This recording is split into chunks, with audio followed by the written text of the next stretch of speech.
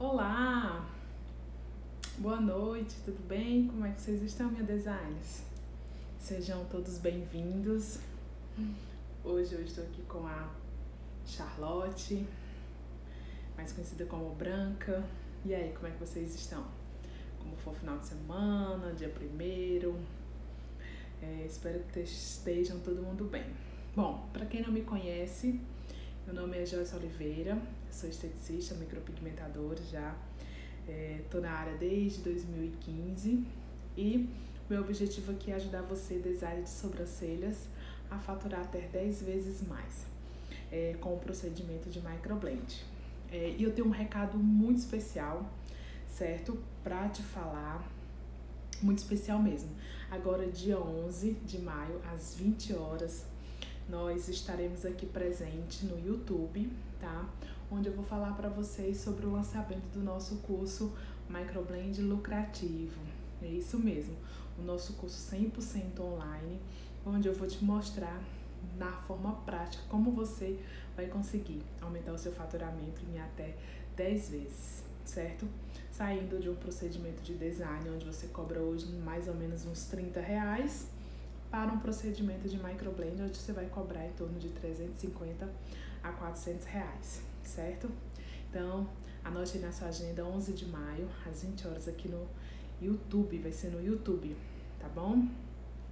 Se inscreva no link da bio, ok? Onde você vai ter todas as informações. Tá vendo aqui como ela tá tão manhosa? Gente, eu estou fazendo uma série de lives onde eu decidi tirar um tempinho, certo? Para eu discutir, falar sobre todas as dúvidas que vocês têm. Sobre todas as dúvidas, eu recebo muitas perguntas, e aí as minhas alunas têm muitas dúvidas, e aí eu decidi colocar numa folha, certo? Anotar tudo, e aqui a gente vai conversando. Na live anterior, da semana passada, eu falei sobre vários temas, né? Entre eles, falei sobre estiramento de pele, falei também sobre ramificação, falei também sobre técnicas para pele oleosa, falei sobre o medo, né, do manuseio da lâmina, falei sobre o retoque, né, sobre pele oleosa, sobre urticárias alérgicas, tá? Foi sobre isso. E aí nós vamos conversar aqui sobre mais dúvidas, mais perguntas, certo? Então continue mandando suas dúvidas, suas perguntas, porque essas dúvidas, essas perguntas são extremamente necessárias para eu tirar, né? Esclarecer, a gente bater esse papo para vocês não terem mais dúvidas, tá bom? E aí muitas vezes eu venho aqui com algum assunto que na minha cabeça pode ser relevante para vocês, e em algum momento vocês podem estar precisando de alguma outra informação que naquele momento eu não lembrei, eu anotei, ou coisas do tipo, certo? Mas é importante vocês sempre mandarem, comunicarem, perguntarem, porque eu vou saber quais são as principais dúvidas, tá bom? Então vamos lá começar? Por enquanto que a Charlotte aqui tá toda manhosa, toda perfeitinha, né? Então vamos lá. Vou pegar aqui alguma das dúvidas, certo? Vamos lá. Tá? Vou ler aqui, certo? Para vocês. Bom, tá aqui, ó. Boa noite, eu fiz um curso de micropigmentação, fiz uma junto com a professora, só que me dá aflição de passar agulha. Teria algo para tirar esse medo? Bom, gente, seria muito bom, seria maravilhoso, seria mágico se tivesse alguma coisa que eu dissesse assim. Você vai fazer isso, que é uma fórmula mágica para você tirar o medo, né? Infelizmente não existe nada que vá tirar o seu medo de forma assim, tão simples, tão fácil, tão prático. Não existe. A primeira coisa que você precisa, o passo que você deve seguir para tirar esse medo, a primeira coisa é estudar. Ah, Joyce, estudar, fiz um curso, é isso mesmo, é estudar. É estudar, é focar nas suas dúvidas, é focar nos seus medos, é focar exatamente nas suas incertezas. Uma vez eu escutei uma frase que isso me marcou demais, que foi falando sobre o Ayrton Senna. O Ayrton Senna, ele, segundo, né, os estudos, quem acompanhava ele e tal, dizia que ele era muito ruim na chuva, né? Na chuva era seu maior medo, sua maior dificuldade, seu maior receio, era exatamente fazer a corrida nas chuvas, né? E aí ele decidiu treinar nas chuvas. Então, quando tava chovendo, ele estava treinando. E aí, tanto ele treinar, ele passou a ser o melhor na chuva, né? Então, o treino, o estudo vai fazer com que, de fato, você tenha segurança ao fazer o procedimento, certo? Que você tenha segurança e que você consiga perder esse medo. Então, você vai elencar, no caso, né, alguns pontos importantes que você tem mais medo. Por exemplo, no caso do tebori, então você vai pegar o seu tebori e vai treinar no papel, na folha, né, na pele sintética, na fruta, para perder esse medo. Você tem medo de colorimetria, então você vai focar os estudos na colorimetria, né? Você tem dificuldade na pigmentologia, no estudo de cores, como fazer essas misturas, como entender essas cores. Então, você vai estudar esse ponto, ou seja, aonde você tem medo, aonde você não tem confiança, é lá onde você deve tocar na ferida. É lá que você deve, de fato, vamos dizer, redobrar o teu estudo. É lá onde você, de fato, deve avaliar todos os pontos, é onde você deve se questionar para que você possa melhorar. Porque o que você já sabe, né? Você já sabe. Aí você só vai aperfeiçoar, só vai lapidar. Mas o que você não sabe, você precisa treinar, avaliar, testar, errar, acertar. Mas você só faz isso nos treinos, tá bom?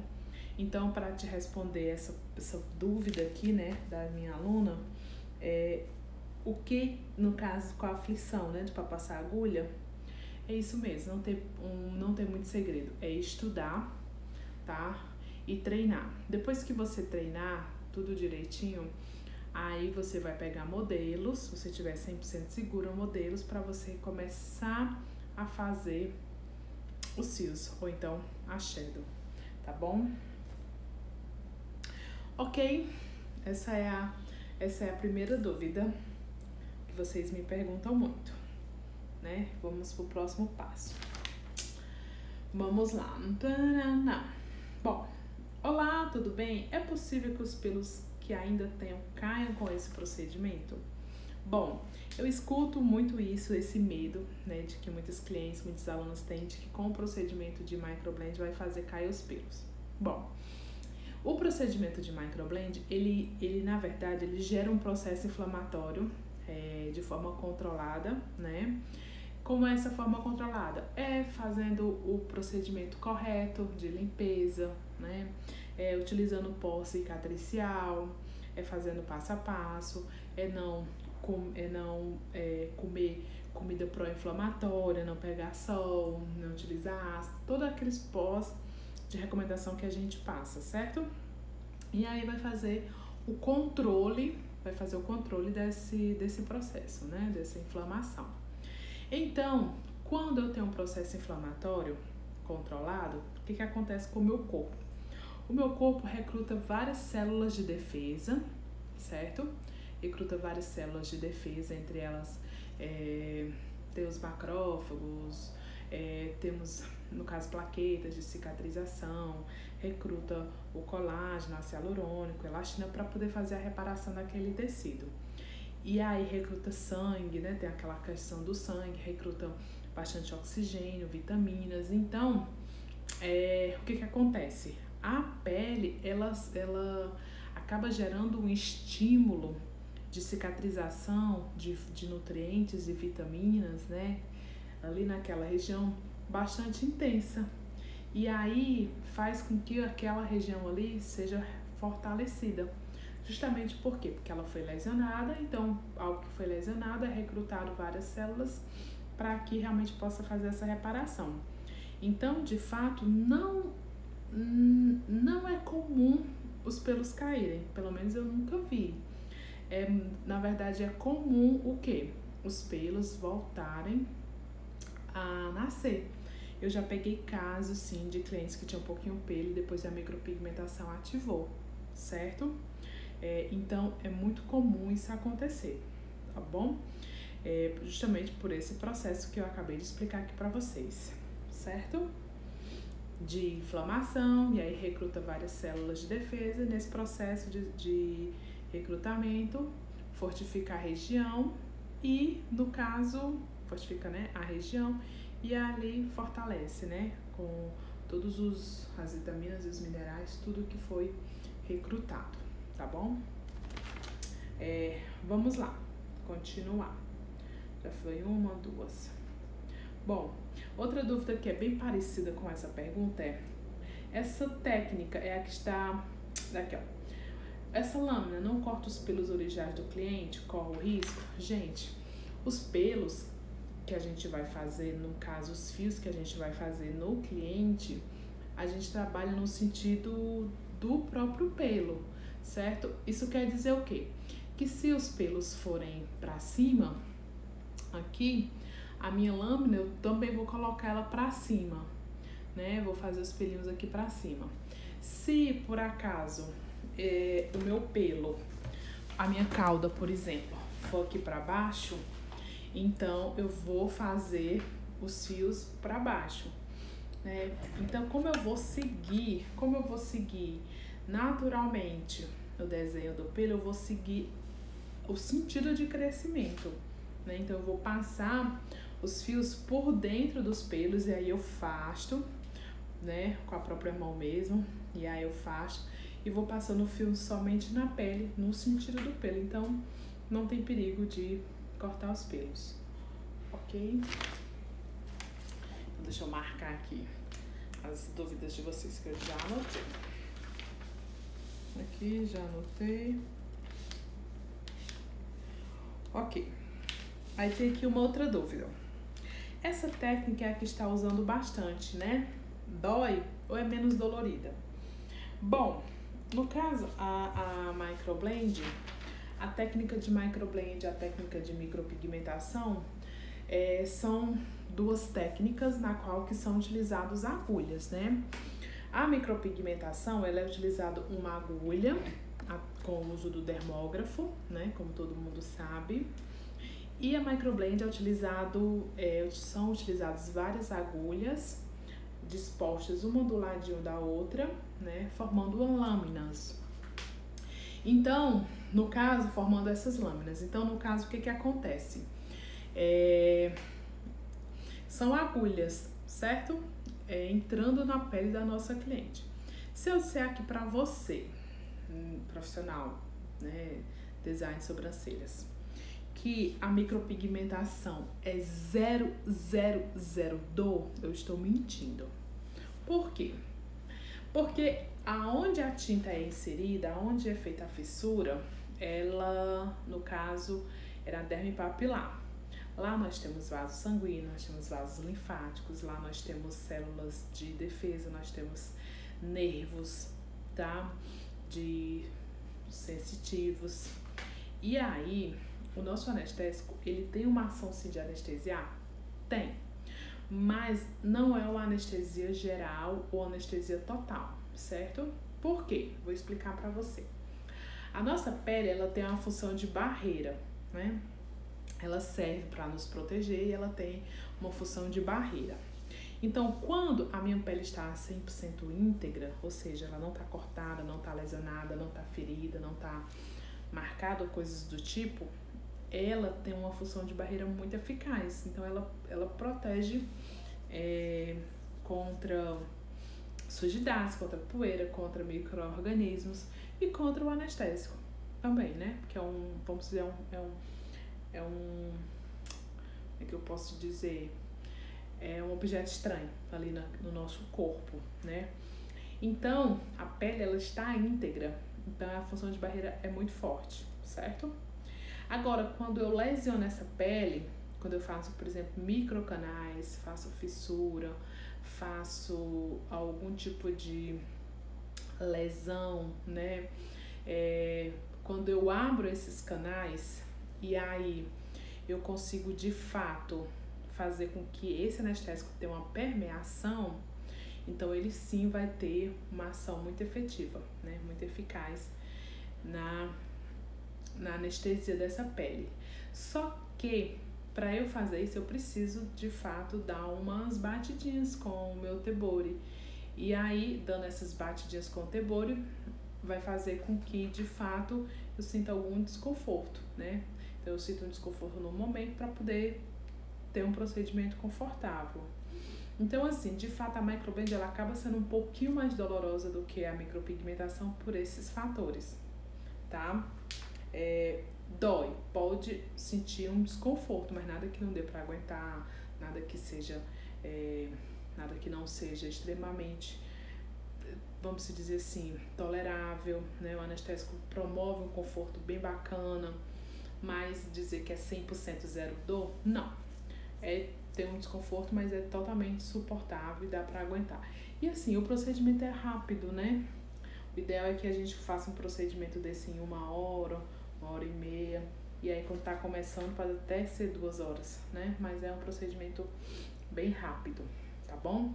Então, pode existir um desconforto, mas nada que não dê para aguentar, certo? Então vamos lá, continuar com as dúvidas de vocês.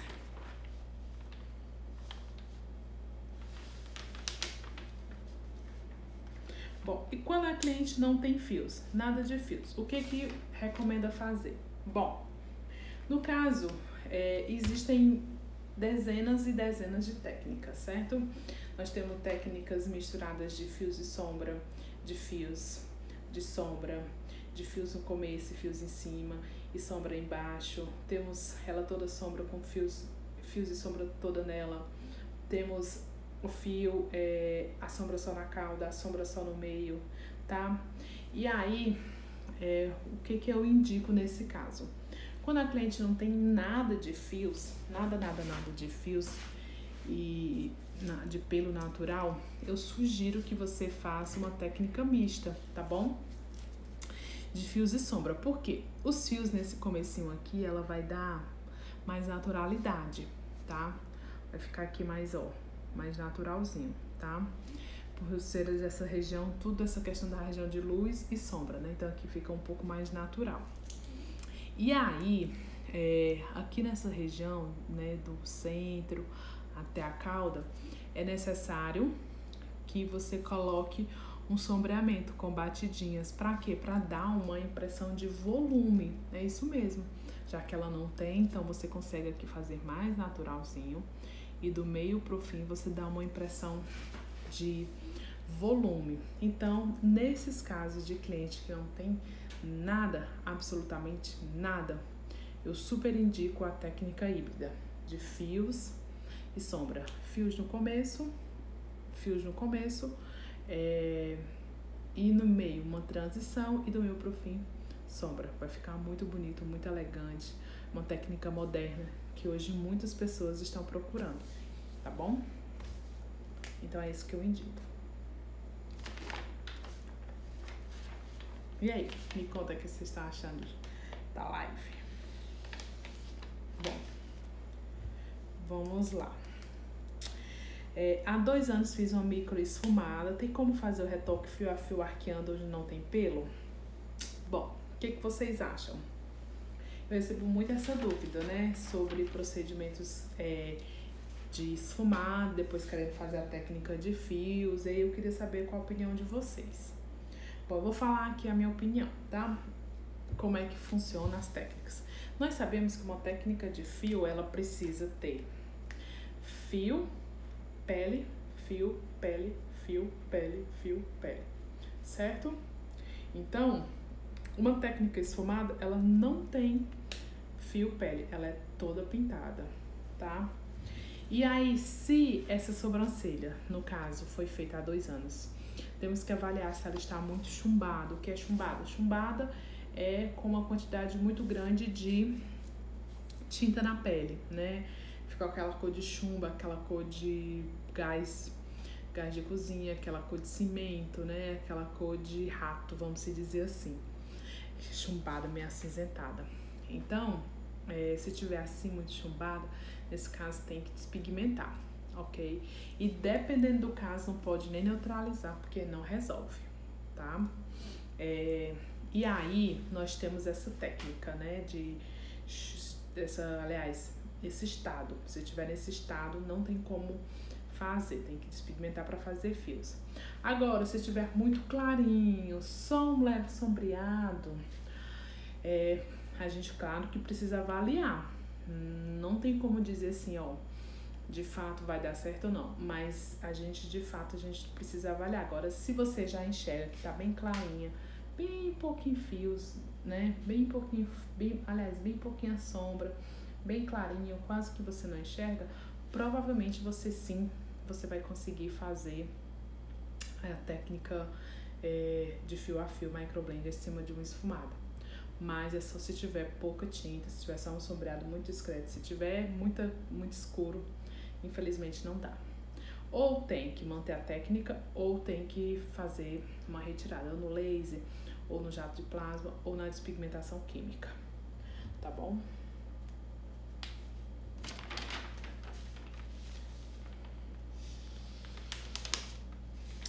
Bom, outra coisa aqui falando.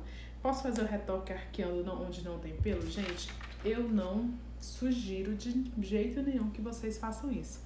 Isso vocês podem estar dando um tiro no próprio pé. Joyce, eu tenho uma micropigmentação, eu quero que a micropigmentação fique boa, fique não sei o que arqueie minha sobrancelha muito reta. Gente, não é indicado vocês trabalharem fora do desenho natural da cliente. Tentem fazer de forma mais harmônica possível, de uma forma mais discreta possível. Mas assim, evitem sair muito fora do pelo, certo? Evitem. É bem melhor para vocês esse cuidado, esse zelo, certo? Vamos lá, próxima pergunta. Olha, tem muita pergunta aqui. Mas hoje eu vou fazer aqui mais algumas, né? Que aí a gente vai ter esse momento, essa live. Muda de cor com o tempo? Já vi uns procedimentos que a pigmentação fica esverdeada. Bom, o porquê que pode mudar de cor? Existem alguns fatores, né? Bom, as tintas orgânicas, né, que elas são feitas à base do carbon black, no caso preto, com o passar do tempo, a tendência é que ela fique mais acinzentada. Por quê? Porque vai ser exatamente são as últimas cores que vão ficando, que é o branco e o preto, depois do processo de degradação, né? Depois do processo de oxidação da tinta, que vai degradando essa tinta, né? Vai ficando acinzentada. E a tinta inorgânica, ela normalmente tem um fundo avermelhado. Por quê? Porque ela é feita do óxido de ferro, né? E aí, ou seja, o ferrugem. Então, com o passar do tempo, essa tinta ela vai ficando mais avermelhada. Isso pode acontecer sim, de fato, certo? O que a gente, como profissional, pode e deve fazer? É sempre fazer o processo de amornar, o processo de esfriar as tintas, né? Fazer as misturas, usar os modificadores para evitar esse problema, né? De acinzentar ou mesmo de avermelhar. Mas já existem marcas aí que eles estão com essa pegada de fazer misturas orgânicas e inorgânicas, tá? Misturar as tintas para evitar que fique cinza ou então vermelha, certo? Então, nesse caso, pode sim acontecer, nesses casos, né, de não fazer essas misturinhas, amornar, aquecer, usar os modificadores e também errar no peso de mão, colocar a mão muito profunda, tatuar e aí vai ficar realmente, de fato, bastante escuro, certo? Mas hoje, com a tecnologia que tem, se fizer de uma forma bem bacana, se fizer na camada correta, se usar as tintas corretas, ela vai sair de forma gradativa para não mudar de cor. Ok? Vamos lá. Outra pergunta. Olá, fiz a esfumada, porém não é a microblend. Seria possível fazer essa técnica após a esfumada? Essa aqui é a mesma pergunta daquela, né? Se faz a microblend é a mesma coisa. No caso, esfumada, não pode fazer fio a fio se tiver com muita tinta. Essa aqui a gente já tinha conversado, né? Vamos lá. Vamos para a última pergunta de hoje, ok? E aí, na quarta-feira e na sexta a gente continua com esse bate-papo de perguntas e respostas. Para fazer o esqueleto, eu preciso cortar sem a tinta para depois passar por cima com a tinta. Aprendi assim, acho muito difícil passar depois em cima do mesmo corte. Bom, o que é o esqueleto? O esqueleto nada mais do que são os primeiros fios que vão te direcionar. Porque quando a gente faz o design, né? Vamos supor que eu faço o design aqui, ó. Tá? Aqui, aí eu faço aqui embaixo. Tá. Fiz o design com lápis dermatográfico ou com o lápis branco, em gel. E aí, depois que eu faço, no caso, depois que eu faço esse design, eu venho com o lápis, no caso, dermatográfico, eu faço o fio guia. Para que serve esse fio guia? Para me orientar como é que eu devo fazer os pelos, para fazer, no caso, os fios, fazer a junção aqui embaixo, de baixo para cima e de cima para baixo. Então, o esqueleto, ele vai me orientar como é que eu tenho que fazer a base da microblend, para que quando eu apagar, tirar aquela marcação, eu não perder os fios. Então, o esqueleto serve para isso. Para que você não perca essa marcação, você faça os fios principais, você faça a ligação com o fio guia, e depois disso, na hora que você apaga, você não vai perder o seu desenho, tá? E aí você vai conseguir fazer a ramificação, você vai conseguir fazer as tramas. Então, por isso que é tão importante você fazer o esqueleto. Para quem tá começando, não é indicado fazer logo o esqueleto e as tramas logo de cara. Por quê? Porque pode sujar muito ali o desenho, pode sair uma linfa, pode sair até um sangue. Então é indicado que você faça o esqueleto, né? Faça a marcação, coloque a tinta, deixe saturando um pouquinho. E aí faça a outra sobrancelha, deixa saturando um pouquinho, depois você limpa e vem fazendo as tramas, ou seja, os fios por dentro, vem fazendo aquele jogo para tornar o resultado bem realista, tá bom? Então, essa é a dica sobre os fios guias e também sobre o esqueleto. Ok, meninas? Bom, esse nosso bate-papo foi bem bacana, foi bem interessante, porque aí eu tirei todas as dúvidas que vocês têm, né? E essas lives dessa semana vai ser exatamente sobre tira as dúvidas, ok? Espero muito que vocês tenham gostado e conto com a presença de vocês dia 11 de maio, tá? Aqui no canal do YouTube, às 20 horas, pro nosso lançamento. Ó, um super beijo no coração, fico com Deus. E até breve, estaremos juntas. Beijo!